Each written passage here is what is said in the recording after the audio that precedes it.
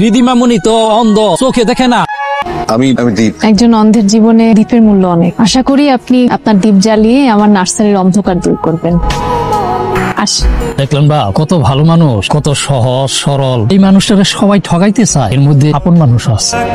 তোমাকে কতবার বললাম আমার বাসায় গিয়া থাকো, না তুমি এখানে একলা একলাই থাকো, কষ্ট হয় না তোমার? আমি আগেও বলেছি আমি এই বিষয় নিয়ে আসলে আর কোনো কথাই বলতে চাচ্ছি না। তা মনে হয় করো। ভাইজান তার সবকিছু তোমার নামে লিখে দিয়ে গেছে। আইনে আছে বাপ মারা গেলে বাপ চাচার সম্পত্তির উপর মেয়েদের অধিকার থাকে না, কিন্তু আমি তো তোমার তেমন চাচা না। আমি কাগজপত্র সব প্রায় গুছায় আনছি, আমি তো আর দেখাশোনা করতে পারবো না। সবকিছু আমার নামে থাকলে আমি দেখাশোনা করে রাখতে পারবো।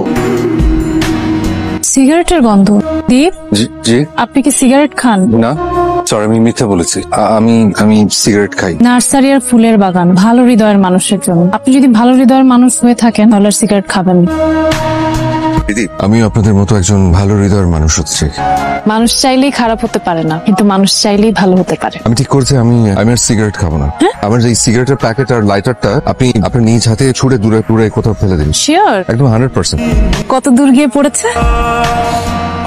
অনেক দূর। কংগ্রাচুলেশন। কনগ্রাচুলেশনস কেন? আপনি মাত্র একটা ওয়ার্ল্ড রেকর্ড করেছেন তাই। World record? কারণ আমি শিওর কোন স্মোকারকে বলার পর এত দ্রুত রেসপন্স করে না, এত দ্রুত কেউ সিগারেট ছাড়তে পারে না। আপনার গিনেস বুক অফ ওয়ার্ল্ড রেকর্ডের নাম লেখানো উচিত।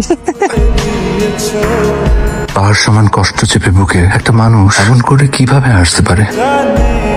মালিক কাকা, কি মনে হচ্ছে? খুব সৎ ছেলে, অনেক ভালো ছেলে। তুমি কিন্তু খুব অল্পতেই